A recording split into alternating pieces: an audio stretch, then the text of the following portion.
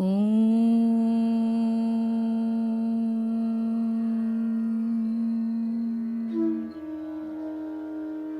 कृष्णाय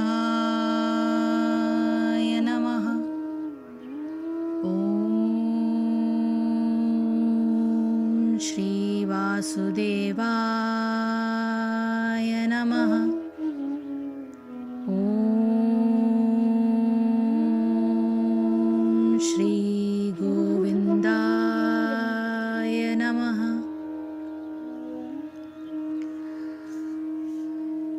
कर्म ब्रह्म उद्वम विद्धि ब्रह्म अक्षर समुद्वम तस्मात् सर्वगतं ब्रह्म नित्यं यज्ञे प्रतिष्ठमम्।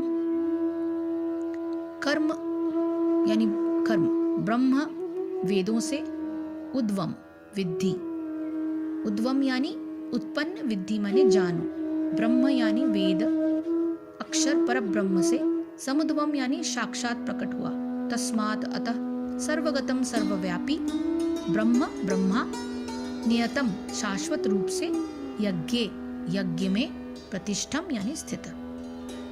भगवान ये समझाने की कोशिश कर रहे हैं कि वेदों में नियमित कर्मों का विधान है और ये वेद साक्षात श्री भगवान परब्रह्म से ही प्रकट हुए हैं। फलतः सर्वव्यापी ब्रह्म यज्ञ कर्मों में सदा स्थित रहता है। इसका तात्पर्य यह है कि इस श्लोक में यज्ञार्थ कर्म अर्थात कृष्ण को प्रसन्न करने के लिए कर्म की आवश्यकता को भली भांति विवेचित किया गया है। यदि हमें यज्ञ पुरुष विष्णु के परितोष के लिए कर्म करना है तो हमें ब्रह्म या दिव्य वेदों से कर्म की दिशा प्राप्त करनी होगी। अतः सारे वेद कर्मादेशों की संहिताएं हैं।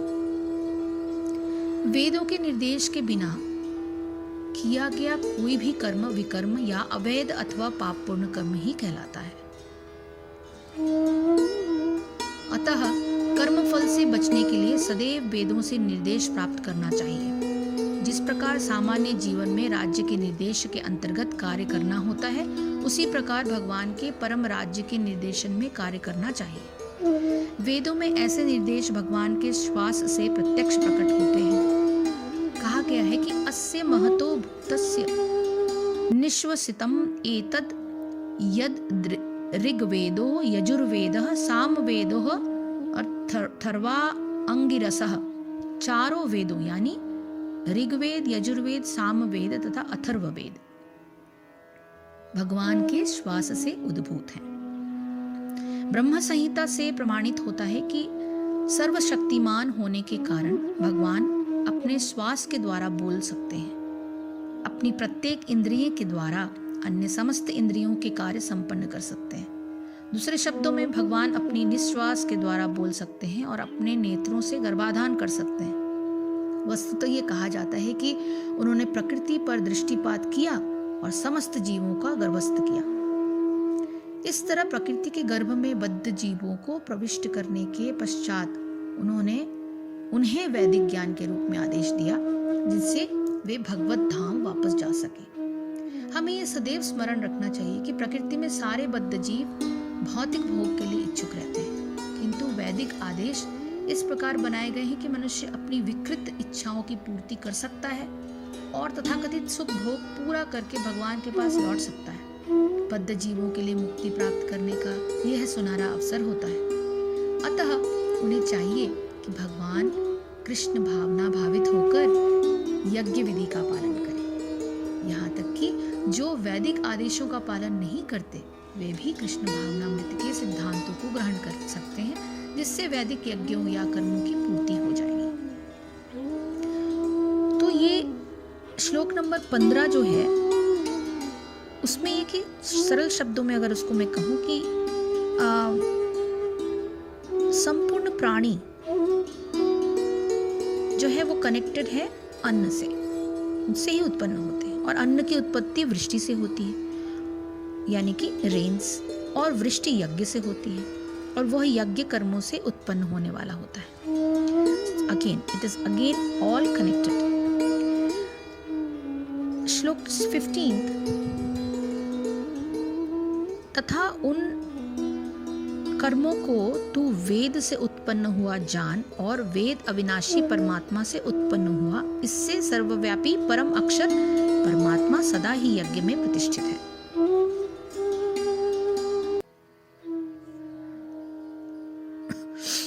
ये था श्लोक नंबर 15 का एक्सप्लेनेशन कि सृष्टि चक्र का जो प्रतिपादन है,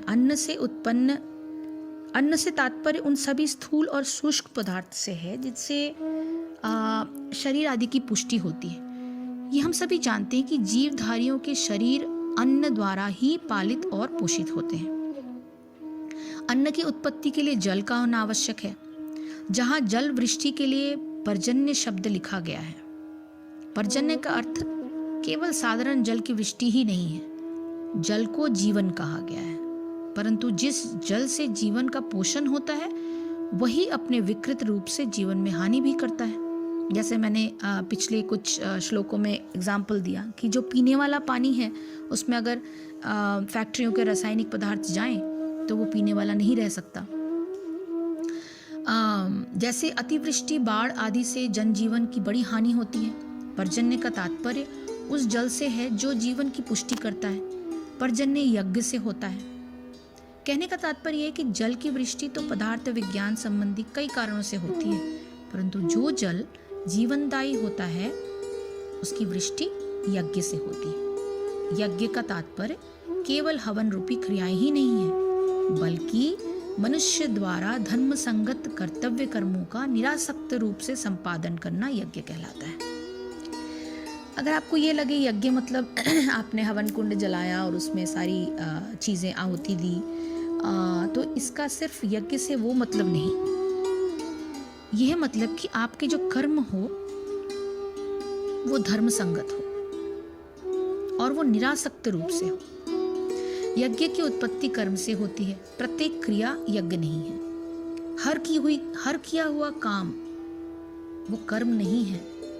ये समझना अत्यंत आवश्यक है। हम ज़्यादा से ज़्यादा लोग इस चीज़ को नहीं समझ पाते। हम कर्म को जस्ट हर रोज़ की दिनचर्या को हम कर्म समझते हैं। कर्म का अर्थात ये नहीं, कर्म हमेशा धर्म संगत होता है, परंतु प्रत्येक यज्ञ क्रिया से संपादित होता है। इस सब का विस्तार करते हुए कहते हैं कि जो कर्म वेद द्वारा विहित है उसी कर्म द्वारा यज्ञ का संपादन होता है, और वेद जो है अविनाशी भगवान से निकला है। इस प्रकार यह वह सर्वव्यापी परमात्मा सदैव यज्ञ में प्रतिष्ठित है। तो आपके कर्म क्या होने चाहिए? हमेशा हर चीज भगवान को याद करके उनके अनुरूप ही होने चाहिए। इस श्लोक द्वारा यह बताया गया है कि यज्ञ करना क्यों आवश्यक है, और इस प्रकार किए गए यज्ञ के शेष भाग को ग्रहण करने से मनुष्य किस प्रकार कल्याण का भागी होता है। संबंध क्या है इसका? इस प्रकार सृष्टि चक्र का वर्णन किया गया है कि इस चक्र को व्यवस्थित रूप से चलाने का उत्तरदायित्व मनुष्य मात्र पर है। उसमें सहयोग न देने से क्या अनर्थ होता है, ये बताते हुए भगवान अगला श्लोक एक्सप्लेन करते हैं। पर हमने अभी श्लोक नंबर 15 एक्सप्लेन किया, जो 14 और 15 बहुत सिमिलर है। तो 14 श्लोक थोड़ा सा छोटा है और एक्सप्लेनेशन उसका ज़्यादातर 15th में है, तो मैं जैसे एक बार पढ़ देती हूँ। अन्नात् भवन्ति भूतानि पर्जन्यात् संभवः अन्न संभवः यज्ञात् भवति पर्जन्य यज्ञः कर्म समुद्भवः। सारे प्राणी अन्न पर आश्रित हैं जो वर्षा से उत्पन्न होती है, और वर्षा जो है यज्ञ संपन्न करने से होती है, और यज्ञ नियत कर्मों से उत्पन्न होता है। और कर्म कैसे होने चाहिए? सारे के सारे कृष्ण भावना भावित और धर्म संगत होने चाहिए। हरे कृष्ण कृष्ण कृष्ण हरे हरे, हरे राम राम राम हरे हरे। जय श्री कृष्ण, जय गुरुदेव।